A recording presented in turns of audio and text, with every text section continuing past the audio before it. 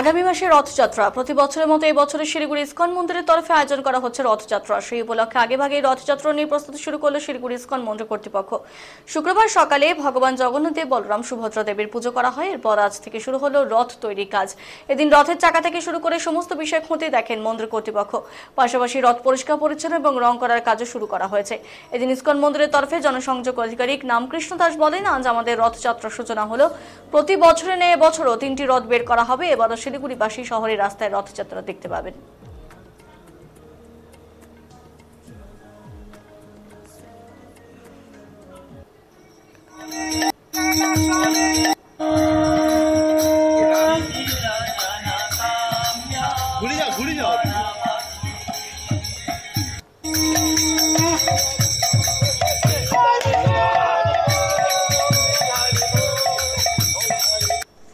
জয় জগন্নাথ।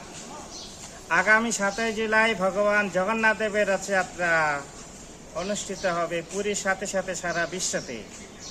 শিলিগুড়িতে মহা ধুমধাম করে ইসকন আয়োজিত রথযাত্রা প্রতিবারের ন্যায় এবারে হতে চলছে। তারই প্রস্তুতি আজকে প্রথম এনে জগন্নাথ দেবের রথের সামনে শঙ্খ, ঘণ্টা, খোল, করতাল বাজিয়ে আরতি এবং কীর্তন সহযোগে এই শুভারম্ভ হলো রথের মেরামতির কাজের। আগামী 7 জুলাইয়ের প্রস্তুতি মহাতুঙ্গে, কারণ হাতে আর বেশি সময় নেই। আমরা সমস্ত শহরবাসীর কাছে আহ্বান করছি, আপনারা জগন্নাথ দেবের রথযাত্রায় অংশগ্রহণ করবেন।